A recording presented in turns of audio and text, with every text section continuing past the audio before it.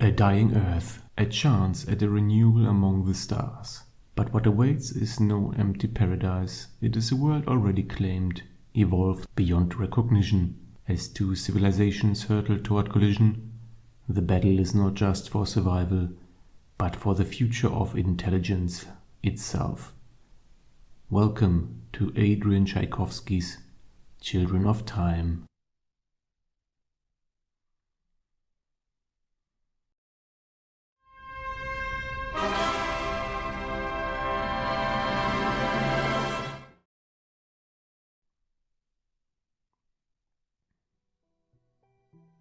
Children of Time is the first installment in British author Adrian Tchaikovsky's trilogy of the same name. The subsequent novels Children of Ruin and Children of Memory expand upon the universe introduced in this initial volume. Published in the year 2015, Children of Time spans a total of 608 pages. The narrative begins with the last remnants of humanity fleeing a dying Earth, driven by desperation to find a new home among the stars. In their search, they come upon the greatest relic of a bygone age, a planet that has been meticulously terraformed and made ready for human habitation. However, this new Eden is not what it appears to be. In the centuries since it was abandoned, the designs of its creators have produced unintended consequences. The planet is neither untouched nor empty. In their absence, new dominant life forms have emerged, transforming the would-be sanctuary into a formidable threat. Now, two civilizations stand on the brink of confrontation, each pushing the limits of survival and ambition. As the future of the human race hangs in the balance, a central question emerges: who truly holds the right to inherit this new world? When it comes to scientific accuracy and technological plausibility, Children of Time ranks highly in the Mohs scale of science fiction hardness. Elements such as general relativity and sublight speed space travel help keep the narrative grounded in established scientific principles.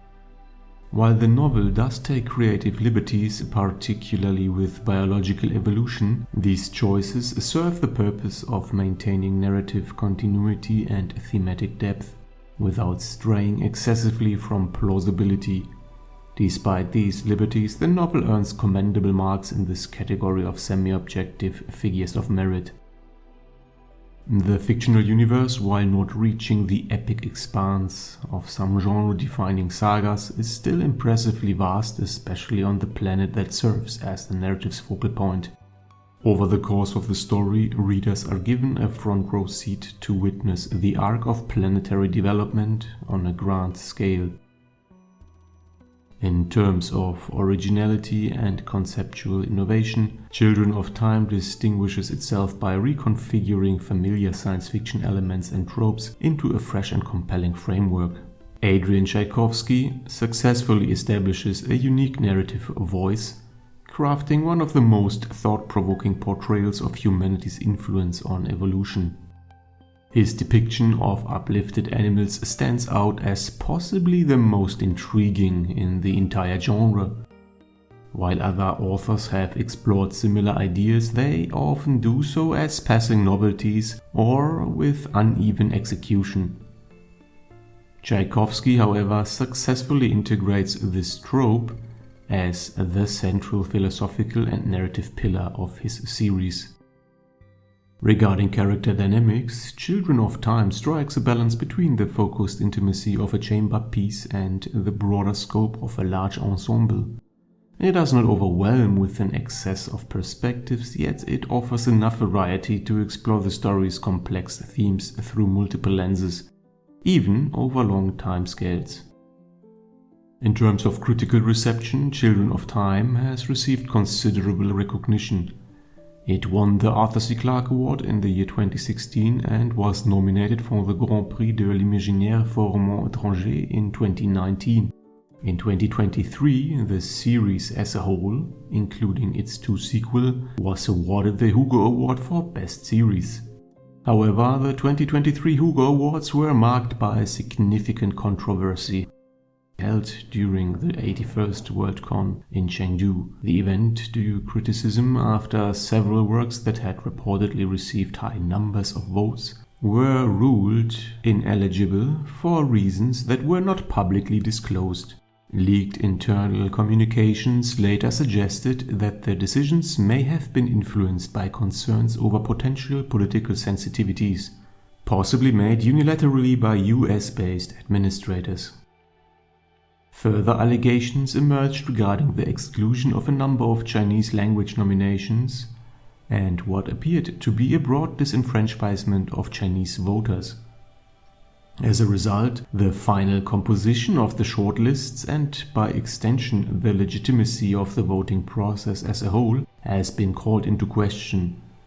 In light of this, Adrian Tchaikovsky has publicly stated that he does not consider himself a Hugo winner and has chosen not to include the 2023 award in his official biographical data and information. From the perspective of popular reception, Children of Time has been met with widespread acclaim. It holds an aggregated score of approximately 4.3 out of 5 stars across various review platforms based on thousands of reader ratings. In July 2017, the film rights were optioned for a potential adaptation. However, as of now, there have been no further updates or details regarding its development in film form or any other medium. One of the most distinctive and memorable characters in Children of Time is Evrana Kern. Her role is not only pivotal to the overarching narrative, but also striking in its psychological complexity. Kern exhibits an intense narcissism and a pronounced God complex, literally, both of which are amplified by her extended isolation. Despite, or even perhaps because of these traits, her chapters are consistently fascinating. There is a chaotic brilliance to her behavior that makes her both unsettling and compelling to follow.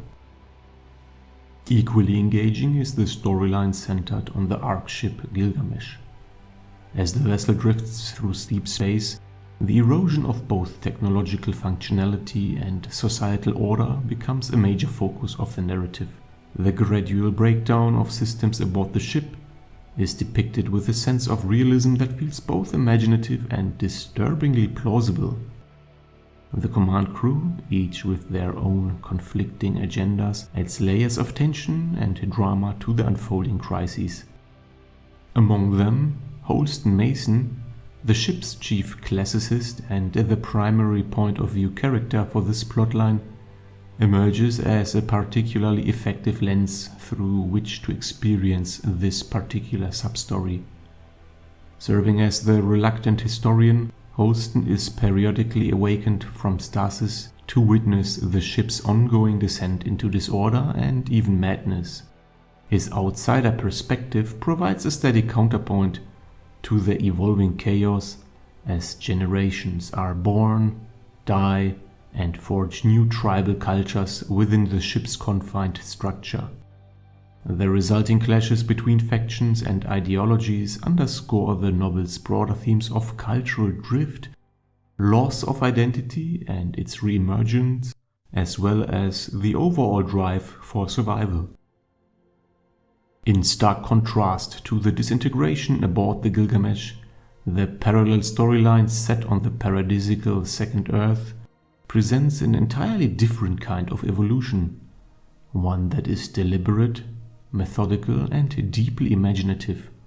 The long-term development of a non-human society across decades and centuries becomes one of the novel's most compelling elements. Just as the chaos aboard the Ark ship keeps the reader engaged, so too does the emergent civilization on this alien world. What sets this society apart is the remarkable care Adrian Tchaikovsky takes in constructing a culture rooted in biology that is fundamentally different from our own. Instead of simply mapping human social structures onto another species, Tchaikovsky begins with the physical and cognitive traits of these uplifted animals and extrapolates how such beings might logically build tools form communities, develop language, and eventually construct belief systems. The result is a deeply immersive portrayal of a society that feels organic, alien, and yet entirely plausible. One particularly fascinating moment occurs when the inhabitants of this second Earth first encounter humans. This pivotal scene evokes echoes of Peter F. Hamilton's Morning Light Mountain sequences in the Commonwealth series, though with less brutality and more philosophical nuance. The arc of this society, from its primitive origins through its development of technology, religion, and governance to its eventual efforts at addressing its own internal limitations, is a true achievement in speculative fiction. Tchaikovsky's approach, grounded in biology and evolutionary logic, lends the narrative both breadth and depth. At its core is a fundamental question: how does a culture reckon with the discovery that it was, in some sense, designed? And what does it mean for the culture to outgrow or redefine the intentions of its creator? Ultimately, it is the fundamental differences between these two evolving societies and their eventual collision that drive the heart of Children of Time. Through this convergence, Adrian Tchaikovsky not only crafts a compelling and highly readable narrative, but also holds up a mirror to our own world. The novel invites readers to view humanity from an external perspective, prompting reflection on how we interact with our environment, construct our cultures, and define our legacy. Given all of this, it should come as no surprise that I would strongly recommend giving Children of Time a try. It stands as a complete and satisfying experience on its own, even without reading the two subsequent novels in the series. For those curious about intelligent life, societal development, and what it means to be human, all wrapped in an ambitious work of hard science fiction, Children of Time is more than worth the investment.